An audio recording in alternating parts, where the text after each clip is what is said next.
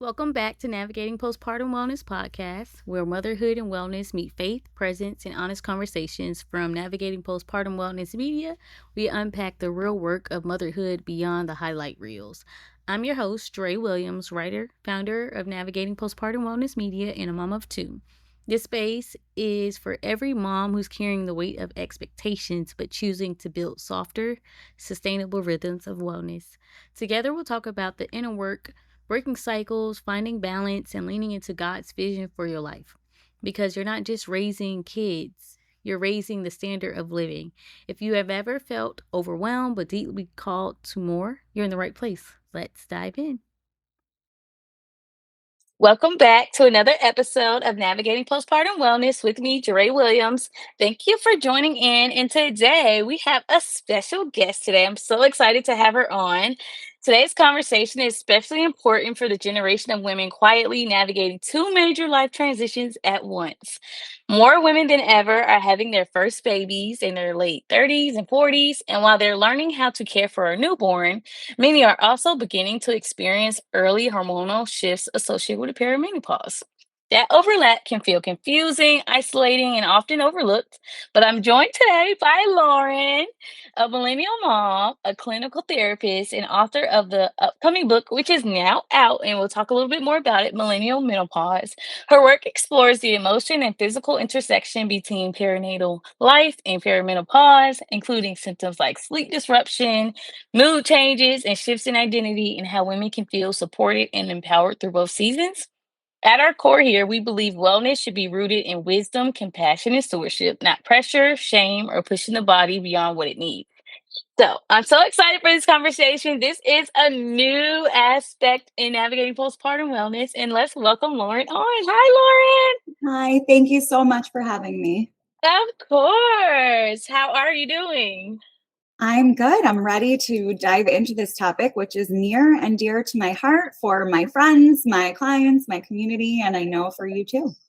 Yeah, so let's jump in. So, Lauren, for those who are new to your work, can you share a bit about your background as a clinical therapist, a mom, and what led you to explore this overlap between motherhood and perimenopause?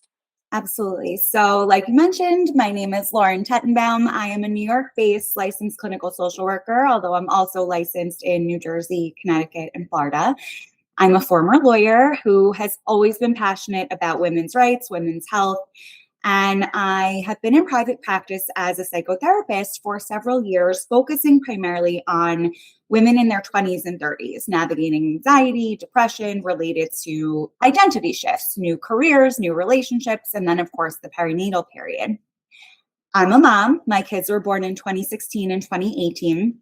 And as I was approaching my 40s, I realized I knew very little about what was coming next, which turned out was perimenopause. And the more I learned, the more I realized how much this is a reproductive health issue. This is an issue that helps or that affects women who are moms in their late 30s, early 40s. And it's something that isn't talked about, but needs to be.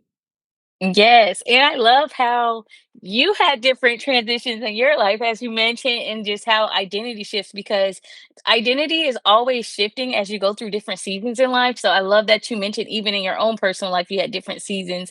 And now you're like, I had different seasons. You're learning identity shift. And now you're also like talking about perimenopause. Oh, it's like all goes intersected together. So that plays a big factor in that. And I'm like, wow, like it did. That's why I was like, I heard you say identity shifts to talk about perimenopause, so many things. So Mm. in your book, you highlight that more millennial women are becoming mothers later in life. Why do you think, why do you think that? And why do you think this conversation is becoming more urgent now?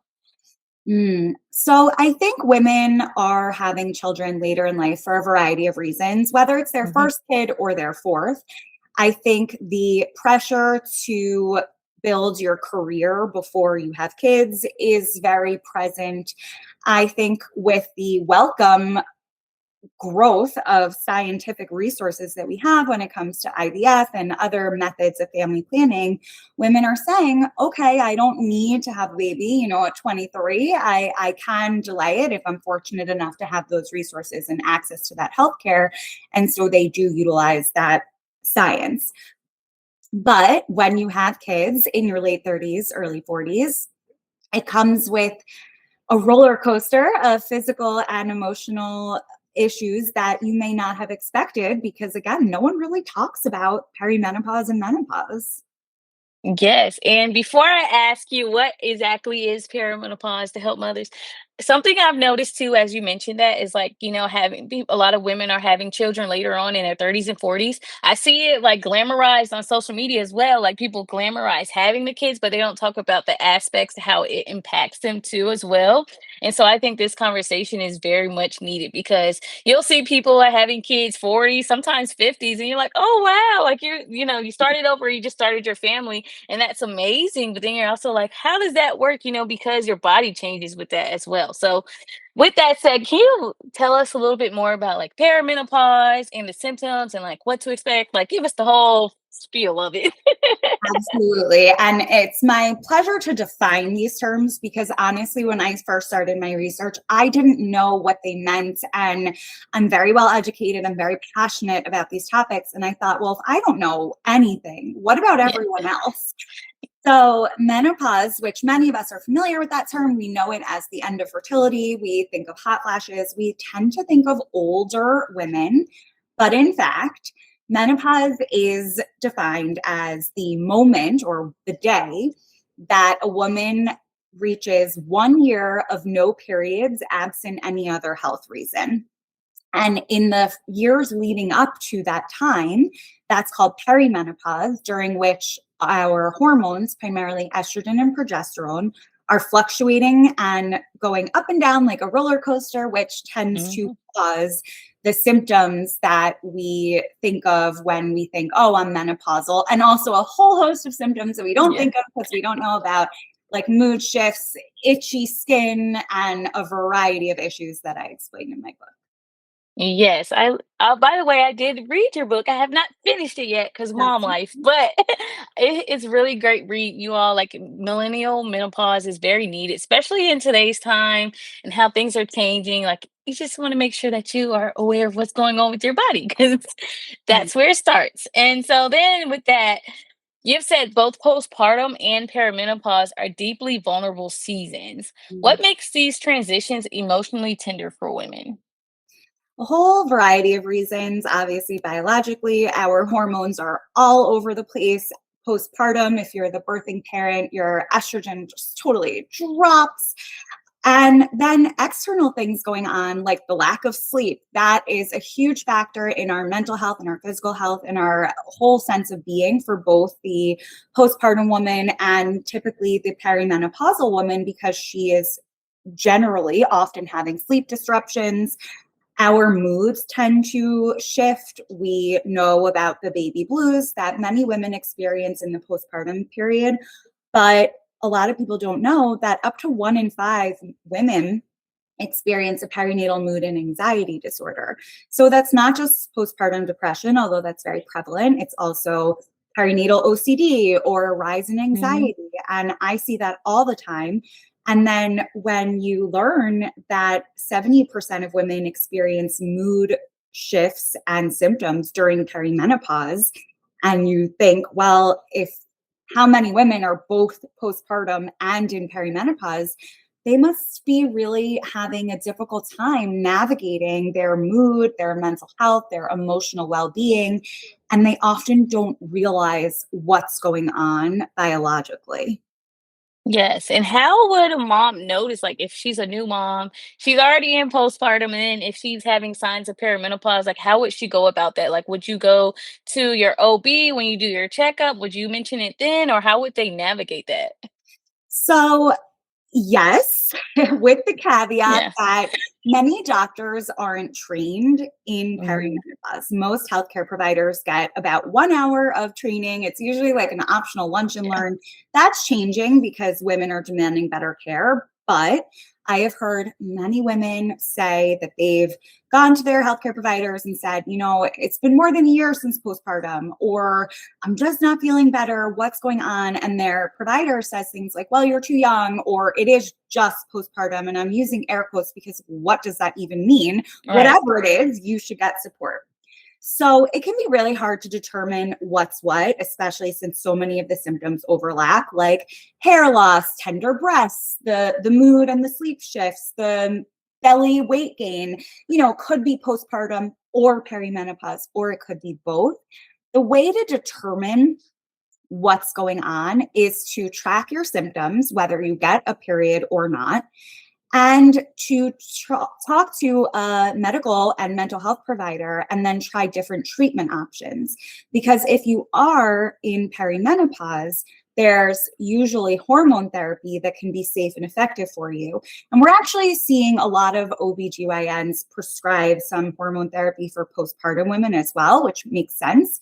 But in general, you should have the education around what kinds of treatment options are available to you.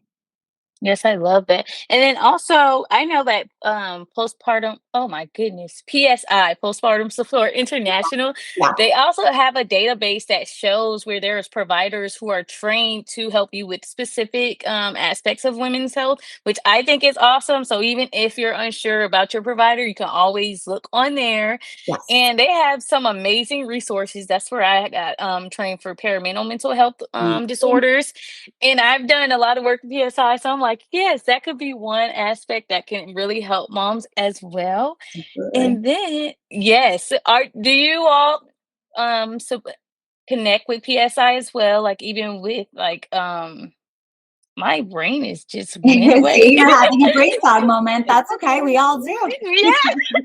So I'm like, wait. So yes, what I was gonna say, like, yes, with perimenopause, could that be supported with PSI as well, or is that like a new aspect that's not there yet? I would say it's not there quite yet, but Okay. given my growth in this space of perimenopause, I have been training other mental health professionals through different programs, and PSI postpartum.net is a favorite of mine. I give that as a resource to really everyone and anyone. Yes. And the Menopause Society is the professional organization for menopause care. And there are increasing opportunities to learn about the overlap and about these reproductive mental health issues. And truly, if anyone has questions or needs referrals, please reach out. I'm happy to point you in the right direction.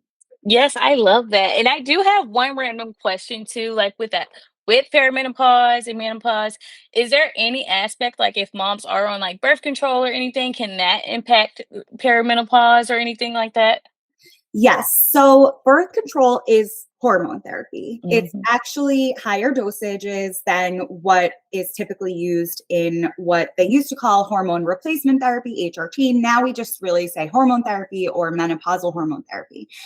Birth control is often offered by OBGYNs as a tool in navigating perimenopause symptoms because women do tend to still need contraception if they want. You absolutely can get pregnant during perimenopause, and that's something to keep in mind. Wow.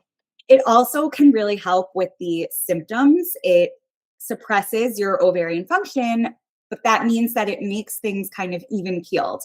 Personally, I at 40, or I suppose I was 39, I went back on the birth control pill because I didn't like how I was feeling without it. And it really kind of evened out my moods and made me feel good. So that is absolutely a tool in our toolbox. It's not for everyone, but we should be informed about it. Yes, thank you. That is an amazing tip because I was like, I wonder how like other moms can navigate with that. And then also in your work, what does sustainable self-care look like during seasons of hormonal change, especially like for women who are already caring for others? Yeah. So I love this question around sustainable, but I do want to go back to this idea of seasons and everything is a Mhm. chapter. And I think the idea of self care does have to be a permanent fixture in all of our lives. We deserve it. We deserve to find ways to sustain it. But I really believe that every day self care will look a little bit different. Some Yes. days it might mean catching up with friends and laughing. Laughing is huge. Levity, lightheartedness, that's something that I think we should all strive for. But sometimes it means taking a walk outside or an exercise class or being alone is always a good one. But Yes. really, I encourage women to ask themselves, what do I need today? And that sort of practice is, I think, what we can sustain. Yes, I love that because oftentimes people think it has to be like a big gesture when it can be like the small things because it's more about the habits of doing self-care versus trying to like wait for a big moment for it to happen because you do need time alone. You do need to find ways to make yourself smile and laugh, like how you mentioned, because things get tough sometimes and you want to make sure that you're taking care of yourself as well. Mhm. So now my next question, because this is such a great conversation, by the way. I love your insight. Thank you. How can women begin supporting emotional balance without feeling like they need to fix themselves? Yeah, I think this is something we see all the time in American culture. Women are conditioned to not ask for help or to blame themselves when something quote unquote goes wrong. And I want to start really there that you're not doing anything wrong if your baby isn't sleeping or you aren't feeling great getting pressured going back to work shortly after you had a Mm. baby. Like those are systemic issues and also somewhat to be expected. Like, of course, your baby's not sleeping. They're not a robot we can program, you know? So there's a lot of acceptance that needs to happen. And radical acceptance is a therapeutic tool that I talk a lot about. A lot of self compassion, which is another tool that I use often. And it's really about talking to yourself the way you would a friend, right? Acknowledging something's hard without trying to fix it, but then going back to asking yourself, okay, what do I need right now? Do I need help? Whether it's a babysitter, a family friend, whatever it is, a partner taking on the mental load, the logistical labor. What do I need today? And how can I get it? And then start there and remind yourself that everything is temporary. You're not doing it wrong if you need support. We all deserve and need support. Yes, most definitely. Also, from a mental health perspective, what happens when women don't have language or validation for what they're experiencing? Which kind of connects back to the question I just asked, but Yeah. that's just, Women tend to beat themselves up. And of course, we see that play out in terms of mood symptoms, right? The cheeriness, the anxiety, the inability to sleep, the feeling like they always have to be doing something else to be productive. They can't rest.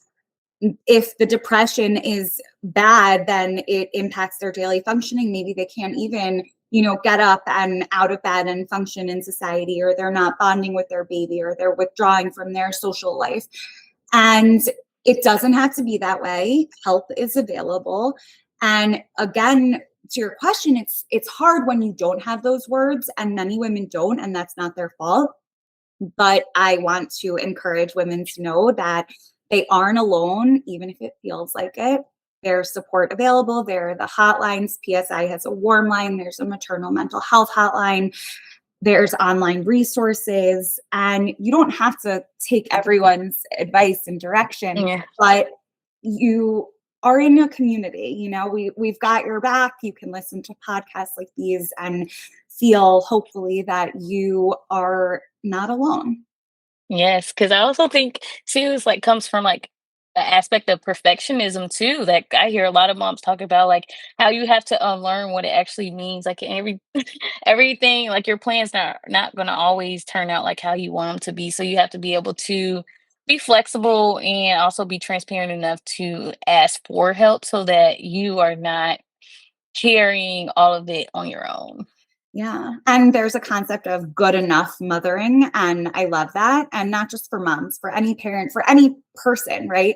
Is it good enough? And women, again, we're so conditioned to be the high achievers and to not complain, and we don't want to ruffle feathers. And I work with a lot of women to sort of get over that. And Yeah. it's okay if you need a cheerleader in your corner saying, just make the ask or demand. That's okay. Yes, most definitely. And just being able to remind yourself that you're working through that every single day. Cause I know every day you have to ask yourself, like how you just said, is that good enough? Yeah.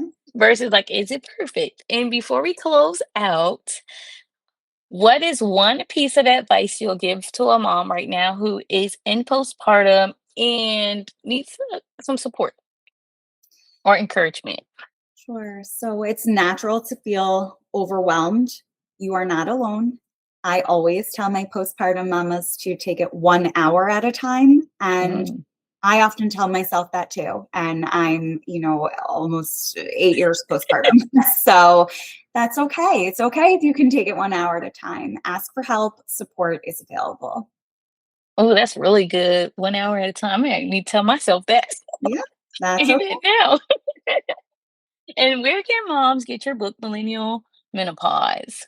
Wherever books are sold, Amazon, Barnes& and Noble, indie bookstores. If you go to millennialmenopause.com, it'll have all the links and links to my practice, the counselor, but LAUR for Lauren, which is also my Instagram screen name. Awesome. So yes, and I'm also going to put it in the description so you can just click and you can get the book.